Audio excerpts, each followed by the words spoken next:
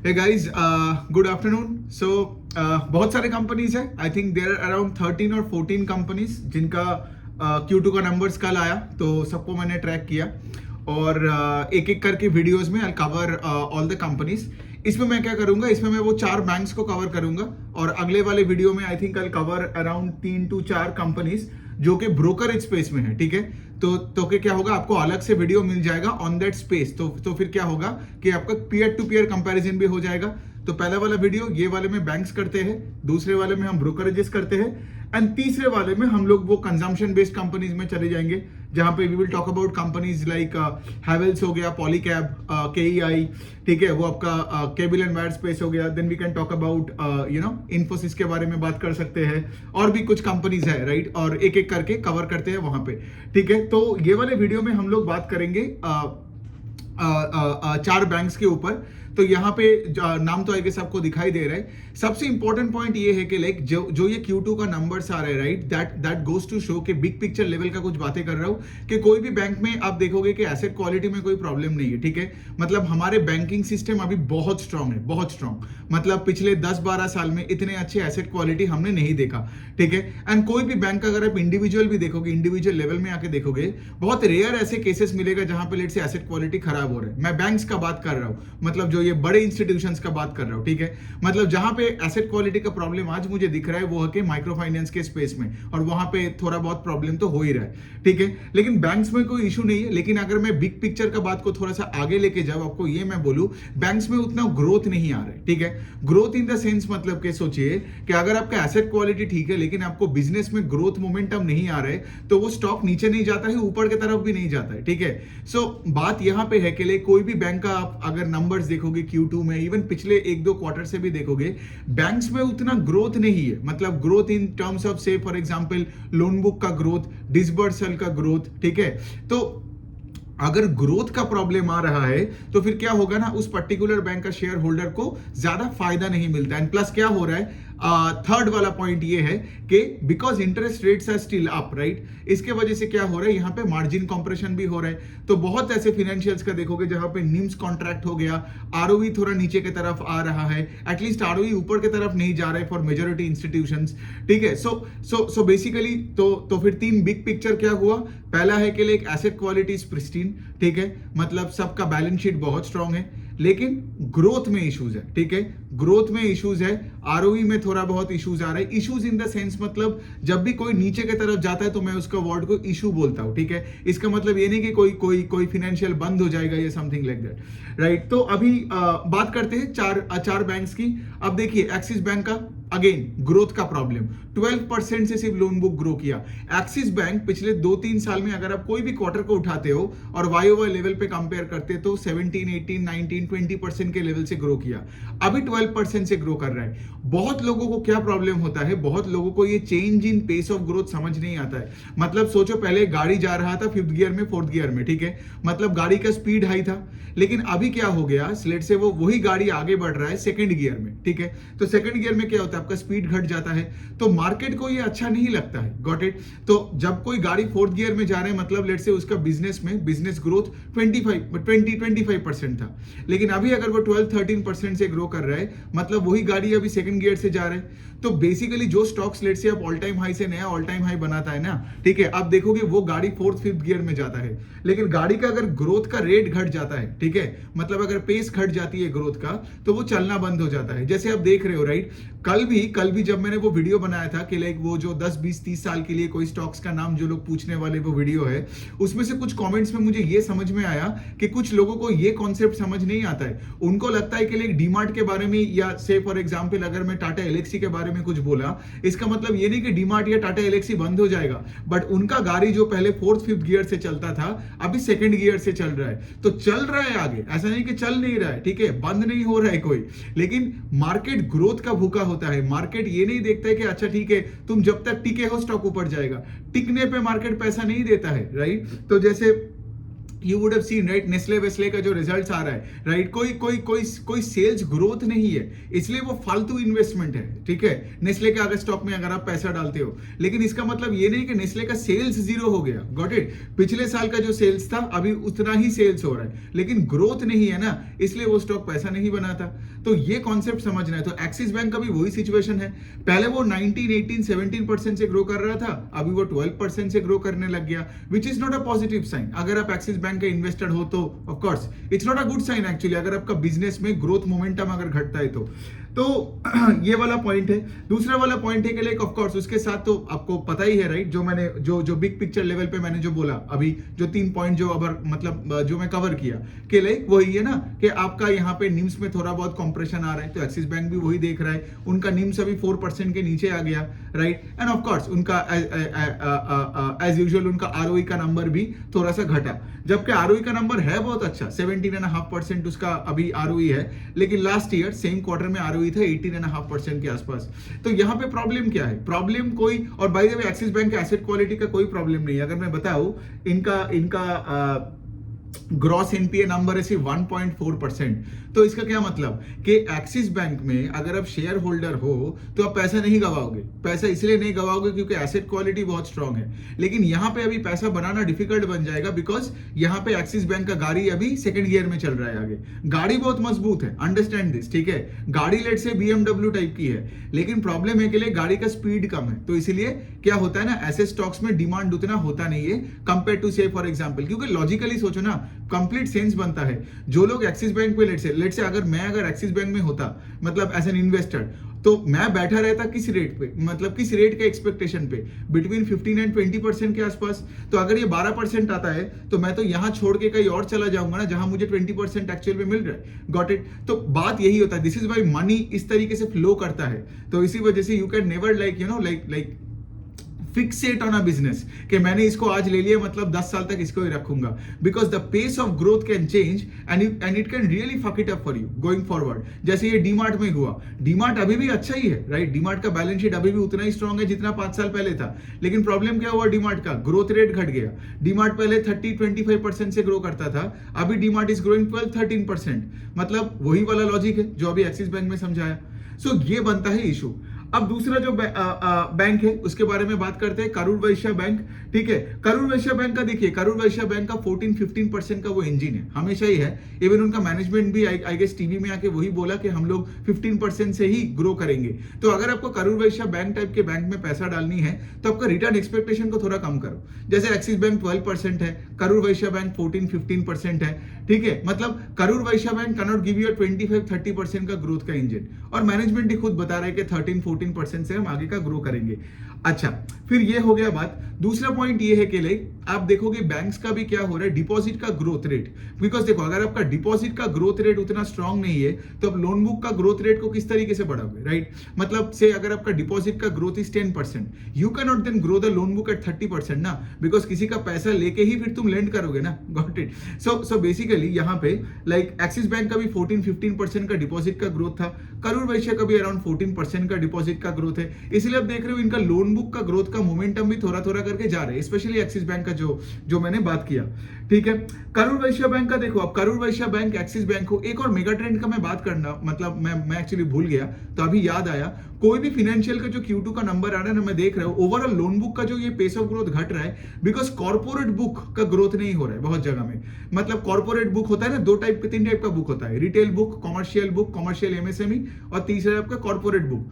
तो जो ये कंपनीज है, बड़े बड़े कंपनीज है, आई गेस वो सब अपने बैलेंस शीट को डीलेवरेज कर रहे हैं, ठीक है। बिकॉज अभी आपको पता है right, corporate India is doing actually very well, तो जो कंपनी अच्छा करता है वो तो अपने मतलब बैंक से लोन कम लेगा ना, वो इंटरनल एक्रूवल से अपने बिजनेस को लेट से बढ़ा रहा है, तो ये बैंक्स के लिए उस तरीके से अच्छा नहीं है, गॉट इट, क्योंकि फिर लोन किसको देगा, है ना, फिर तो रिटेल में फोकस करना पड़ेगा। तो अभी ये जो एक और जो मेगा ट्रेंड चल रहा है पूरे बैंकिंग स्पेस में, वो है कि कॉर्पोरेट लोन्स में उतना ग्रोथ नहीं आ रहा है। जो भी अभी तक मैंने ट्रैक किया Q2 में, आप देखोगे कॉर्पोरेट लोन्स हमेशा सारे फाइनेंशियल्स का, स्पेशली बैंक्स का, corporate loans either single digit में ग्रो कर रहे हैं या फिर डिग्रो कर रहे हैं। अगर मैं यहां भी बताऊं ना, एक्सिस बैंक का भी ना, एक्सिस बैंक का if you look at the retail part, MSME part, small business banking का part, they are growing at a much bigger pace, right? Then say for example the corporate book, Axis Bank का corporate book grew I think 8% से। करूर वैश्य का अगर मैं data बताऊं तो इनका corporate book घट गया, so there is a degrowth in the corporate book, so you understand the trend here. और बाकी भी जो भी फिनेंशियल्स मैंने कवर किया अभी तक ना, उनका भी सेम स्टोरी है, ठीक है? कहीं पे मैंने ये नहीं देखा कि corporate book is growing at a faster pace than the retail part of the book, वैसा हो नहीं रहा है। अच्छा, फिर उसके बाद अगेन करूर वैश्य का भी सेम चीज है, ग्रोथ मोमेंटम पे इश्यू है, लेकिन एसेट क्वालिटी में कोई प्रॉब्लम नहीं है। करूर वैश्य का ग्रॉस एनपीए नंबर इज 1.1%, ठीक है? प्रोविजन कवरेज रेशियो है 96-97%, तो इसमें कोई प्रॉब्लम नहीं है। एंड सिंस इनका एसेट क्वालिटी इंप्रूव होते जा रहे हैं ना, तो क्या होता है ना, देखो अगर आपका एसेट क्वालिटी इंप्रूव हो रहा है और आपका अपकमिंग स्लिपेजेस भी उतना ज्यादा नहीं हो रहा है, so you provide less and less, okay, going forward, तो इससे क्या होता है, आपका नेट इनकम में एक बूस्ट मिलता है, ठीक है? तो करूर वैश्य का भी यहाँ पे I can tell you that the PAT went up by 26%, ठीक है? So how come the loan book grew 14% but PAT grew 26%? Because यहाँ पे उनको इस क्वार्टर में they did less provision than what they did in the same quarter last financial year, right? देखिए ये सब चीजें आपको बहुत और भी इजी हो जाएगा। आपने अगर मेरा फाइनेंशियल वर्कशॉप नहीं लिया तो ले लो, ठीक है? एक सिटिंग में बैठोगे, 16-18 आवर्स का पूरा देख लोगे एंड उसके बाद आपको ये सारी चीजें खुद ही कर सकते हो आप, ठीक है? किसी का वीडियो नहीं देखना पड़ेगा और किसी का सुनना नहीं पड़ेगा, ठीक है? फाइनेंशियल सेक्टर में कहां पे पैसा डालना है, कहां से पैसा निकालनी है, और पूरे स्पेस में आप एनालिसिस खुद कर सकते हो और आपका कोई बैकग्राउंड की जरूरत नहीं है। सो एनी विच वे, तो करूर वैश्य बैंक का तो ऐसा ही सीन है। अब देखिए पॉइंट ये है कि आगे जाके गाइडेंस उन्होंने वही बताया कि हमारा credit cost will be less than 1%, slippage ratio भी 1% के आसपास होगा। तो इसका क्या मतलब, आगे जाके एसेट क्वालिटी ठीक रहेगा और 14-15% का वो गाइडेंस दे रहे हैं, मतलब मीडियोकर लेवल का मतलब ग्रोथ है, ठीक है? बिकॉज ग्रोथ अगर 25% होता तो मैं शायद फिर करूर वैश्य बैंक में ज्यादा इंटरेस्टेड होता, but then again having said that के उनका कैपेबिलिटी ये है तो वो इस रेट से ग्रो कर रहे हैं। तो अगर आपका रिटर्न एक्सपेक्टेशंस को कम करना चाहते हो तो फिर आप Axis bank, Karur Vysya bank ऐसे को ले सकते हो, लेकिन यहाँ पे आपको उस रेट से ग्रोथ नहीं मिलेगा, ठीक है? मतलब स्टॉक का भाव एकदम वो होता है ना, स्टॉक का भाव छप्पड़ फाड़ के आपको पैसा बना के दे रहे, वो यहाँ पे आपको नहीं मिलेगा। फिर उसके बाद हम बात करते हैं, चलो इंडियन ओवरसीज बैंक और सेंट्रल बैंक ऑफ इंडिया, इनका तो ग्रोथ रेट और भी कम है। मतलब अगर मैं इंडियन ओवरसीज बैंक बोलूं तो इनका लोन बुक ग्रू 10%, और अगर सेंट्रल बैंक का बात करूं, central bank of India, right, तो इसका ग्रोथ रेट है आपका 9%, राइट? तो फिर 9%, पीएनबी का नंबर आएगा, पीएनबी भी कुछ ऐसा ही करेगा। सो बेसिकली क्या है, ये सब 8, 9, 10% का ग्रोथ का इंजन लेके ज्यादा पैसा नहीं बनता है।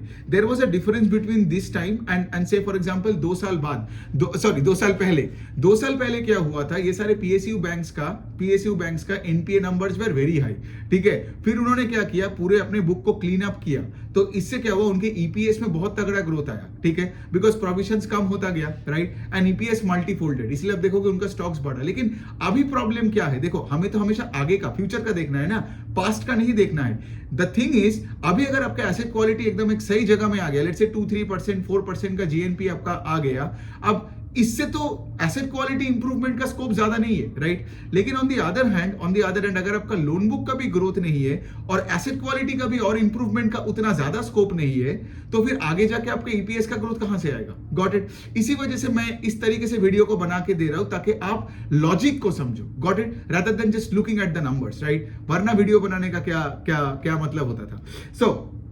तो ये हो गया बात। जैसे सेंट्रल बैंक ऑफ इंडिया का भी मैं अगर बात बोलूं तो उनका जीएनपीए नंबर 4.5% है, और अगर मैं इंडियन ओवरसीज बैंक का बात बोलूं तो उनका जीएनपीए 2.7% है। दोनों इंप्रूव कर रहे हैं, ठीक है? लेकिन अभी आप देख रहे हो, राइट, पीएसयू हो या प्राइवेट बैंक्स हो, सारे के सारे का एसेट क्वालिटी इज नाउ एकदम ठीक ठाक हो गया है, ठीक है? मतलब ये सारे जो आई वुड से कोविड के बाद जो इनका एसेट क्वालिटी जो खराब हो गया था, ठीक है? सो प्री कोविड में इनका बुक में जो था एसेट क्वालिटी, जीएनपीए नंबर जो था, वैसे जगह में ये लोग पहुंच गया है, ठीक है? मतलब इसका क्या मतलब, इसका मतलब है कि वो जो बॉटम से जो एडवांटेज मिला वो चला गया, वो तो हो गया पिछले 1-1.5-2 साल से, अभी वो नहीं मिलेगा। तो लेकिन अगेन हैविंग सेड दैट, मतलब Indian overseas bank, central bank of India, Karur Vysya, axis bank, problem क्या है इन चारों में? अभी ग्रोथ का प्रॉब्लम है, ठीक है? मतलब इन चारों का लोन बुक का ग्रोथ है 9, 10, 12 एंड 14% रेस्पेक्टिवली, अगर मैं उस पैटर्न में अगर बोला होगा तो। सो बेसिकली ऐसे कंपनीज में मुझे उतना दिलचस्पी नहीं होता है। दूसरा चीज पे ये है कि लाइक उसके साथ मार्जिन का भी अभी थोड़ा बहुत इश्यूज आ रहे हैं, राइट? जैसे बिकॉज अभी भी हमारा repo rate is on the higher side, ठीक है? तो अगर हमारा निम्स बढ़ नहीं रहा है और उसके साथ ग्रोथ का मोमेंटम भी घट गया तो 9-10-12% का ग्रोथ इज लाइक एक गाड़ी जो फर्स्ट एंड सेकंड गियर में चला रहा है, ठीक है? मतलब क्या है, मार्केट को ये स्टॉक्स ना एक हाई प्राइस टू बुक नहीं देगा। हाई प्राइस टू बुक आपको क्या लगता है, ये चोला, बजाज फाइनेंस, फिर आपका ये जो अफोर्डेबल हाउसिंग कंपनीज है, इनमें हाई प्राइस टू बुक क्यों होता है? बिकॉज इनमें ग्रोथ है ना? कोई कंपनी 30-35% से ग्रो कर रहा है with good asset quality, will demand a high price to book from the market. लेकिन आप देखोगे कि ऐसे कंपनीज जो इतना स्टेबल है, अच्छा है, हाँ, मतलब अच्छा एसेट क्वालिटी है, फिर भी इनका प्राइस टू बुक है 1.2, 1.3, 1.5। क्यों होता है ऐसा? बिकॉज द पॉइंट इज के लिए यहाँ पे ग्रोथ नहीं मिलता है, तो ग्रोथ इन्वेस्टर्स ऐसे स्टॉक से दूर रहते हैं। तो यही है चार कंपनीज का। एसेट क्वालिटी में तो किसी का कोई प्रॉब्लम है नहीं। ऐसे करके तो ऑफ कोर्स जैसे मैंने आपको बताया, मेरा फाइनेंशियल वर्कशॉप आप ले लो तो ये सब चीजें आपको बहुत सिंपल हो जाएगा। लेकिन ऑफ कोर्स मतलब आगे जाके जो भी आईसीआईसीआई बैंक और कोटक महिंद्रा बैंक का जो पूरा नंबर्स आने वाला है, I don't expect much growth. मतलब टू बी वेरी ऑनेस्ट, कि मुझे लगता नहीं कि कोई बैंक ऐसा, क्योंकि आईडीएफसी फर्स्ट बैंक का भी इस बार का सिर्फ 20% का ग्रोथ था। और ऑफ कोर्स उनका तो माइक्रो फाइनेंस का डिविजन में प्रॉब्लम आ गया, इसी वजह से उनका ग्रोथ का पेस भी थोड़ा घटा, है ना? ओवरऑल ग्रोथ का पेस का बात करो 20% किया। And IDFC first bank is the fastest growing bank in the space. मतलब यहां पे मैं by the way universal banks का बात कर रहा हूं, स्मॉल फाइनेंस बैंक नहीं, क्योंकि there are certain small finance bank that are doing 25% और मोर, ठीक है? लेकिन मैं यहां पे यूनिवर्सल बैंक्स का बात कर रहा हूं, ठीक है? मिड लेवल एंड बड़े लेवल के बैंक्स में, ठीक है? लेकिन बड़े लेवल के बैंक्स में आप देख रहे हो, राइट? यहां पे एसबीआई का भी वही आपका 10-12% का ग्रोथ आएगा, एचडीएफसी बैंक का तो अभी 7% का ग्रोथ आया, ये सब का भी, एक्सिस बैंक का 12%, किसी का 10%, 9%, 11%। मतलब यही वाला पॉइंट है कि अगर आपका रिटर्न एक्सपेक्टेशंस कम है तो यहां पे आप जा सकते हो, ये पूरे स्पेस में आप जा सकते हो, क्योंकि इनका एसेट क्वालिटी ठीक है, आपका पैसा प्रोटेक्टेड रहेगा, लेकिन वही है, ज्यादा पैसा भी नहीं बनेगा, ठीक है? तो देखिए इस तरीके से एनालिसिस करो, दिमाग को थोड़ा बहुत चलाओ। बिकॉज अगर आपके पास कोई एक स्टॉक है आपके पोर्टफोलियो में और अगर उसमें एसेट क्वालिटी ठीक है, एसेट क्वालिटी खराब हुआ तो भाई अगले दिन सुबह उठ के पूरा होल्डिंग बेचने का, ठीक है? नहीं तो वो फ्यूजन माइक्रो फाइनेंस टाइप का हो जाएगा, 60-70% एक टॉप से गिर जाता है। कोई भी एसेट क्वालिटी खराब होता है ना फिनेंशियल्स में, इवन मैं तो बोलता हूं पोजीशन कटिंग भी मत करो, पूरा निकालो। अगर मतलब फिनेंशियल्स में ना बेटर यू पैनिक कर ली देन से फॉर एग्जांपल पकड़ के रखो और 50% अगर गिर जाए तब क्या करोगे, है ना? वो फिर भी अब नॉन फिनेंशियल्स में मैंने देखा है चलता है, ठीक है? 1-2 क्वार्टर बुरा किया, सेल्स ग्रोथ नहीं आ रहा है, थोड़ा सा काटो, बाकी को रखो, आगे जाके सेल्स ग्रोथ आ सकता है। फिनेंशियल्स में जनरली क्या होता है, कोई प्रॉब्लम में पड़ता है ना तो it takes them a lot of time to recover. Because logically सोचो ना, एक बार आपका रेपुटेशन खराब हो जाता है तो आपका कॉस्ट ऑफ बोरोइंग भी बढ़ जाती है, लोग आपको पैसा देने के लिए हाई रेट मांगता है। सो बेसिकली खराब का और खराब सिचुएशन होता है। ये तो इंसान का नॉर्मल लाइफ के तरह है ना। मतलब अगर आपका एक अच्छा सैलरी है, मतलब और से फॉर एग्जांपल आपका एक बहुत बड़ा बिजनेस है, आपका लाइफस्टाइल अच्छा है, सारे बैंक्स आपको लोन देगा। लेकिन on the other hand let's say for example आपको लोन की जरूरत है, आपका बिजनेस मतलब एकदम बंद हो जाएगा, उस दिन कोई आपको लोन नहीं देगा, राइट? आप देखोगे कोई फैमिली से हेल्प नहीं कर रहे हैं, आप देखोगे कोई बैंक वाला आपको हेल्प नहीं कर रहे। सो वही है ना, that's why the rich gets richer and the poor gets poorer kind of वो वाला फंडा है। तो यहां भी वैसा ही है। चलिए ये 4 वाला फाइनेंशियल्स मैंने यहां पे कवर किया। आपका जो भी सवाल होता है, कुछ भी होता है, आप मुझे कमेंट सेक्शन में लिखना। आपका कोई थॉट्स हुआ, आपका कोई क्रिटिसिज्म हुआ, हमेशा मुझे बताते रहना। मेरा काम यही है कि वीडियोस बनाते रहना, आपको अपडेटेड रखना, राइट? और हर क्वार्टर ऑन क्वार्टर में आपको बताते रहना कि दुनिया किस तरफ जा रही है। और इससे क्या होता है ना, I want you guys to derive के कहां मौका मिल रहा है और कहां से दूर जाना है, राइट? लेकिन I leave that up to you, right? Because अगर मैं वो स्पून फीडिंग कर दिया ना आपको तो आप कुछ सीखोगे नहीं। इसीलिए आप देखते हो कि मैं रिकमेंडेशन का उतना बात नहीं करता हूं कि ये ले रहा हो, कि ये मत लो, ये करो। ये तो वही वाला पॉइंट हो गया ना कि बच्चों को जो टीचर्स पढ़ाते हैं वो मॉन्टेसरी क्लासेस में। द पॉइंट इसके लिए आप देखोगे कि ना, अगर आप मेरे को ध्यान से सुनते हो, मेरे वीडियोस को फॉलो करते हो ना, तो आप देख ही समझ पाओगे कि किस तरीके से दुनिया बदल रही है, ठीक है? तो अच्छी कंपनीज बुरी हो रही है, बुरी कंपनीज अच्छी हो रही है, और अच्छा बुरा का डेफिनेशन वही है मेरे लिए। ऐसा नहीं कि बुरा मतलब बंद हो जाएगा, बुरा का मतलब यह है कि उसमें ग्रोथ का रेट घट जाएगा। वो गाड़ी 5th गियर से 3rd गियर से 1st गियर में आ जा रहा है। तो इसीलिए क्या है, आगे बढ़ रहे हैं, लेकिन वही बुलॉक कार्ट की तरह आगे बढ़ रहा है। तो आपका स्टॉक भी बुलॉक कार्ट की तरह आगे बढ़ेगा। जैसे एचडीएफसी बैंक का स्टॉक वो बुलॉक कार्ट बन गया, एशियन पेंट्स बुलॉक कार्ट बन गया, डीमार्ट बुलॉक कार्ट बन गया। इसीलिए आप देखोगे यहां पे लोग बैठे रहते हैं सालों साल और पैसा नहीं बनता है। तो ये है बात।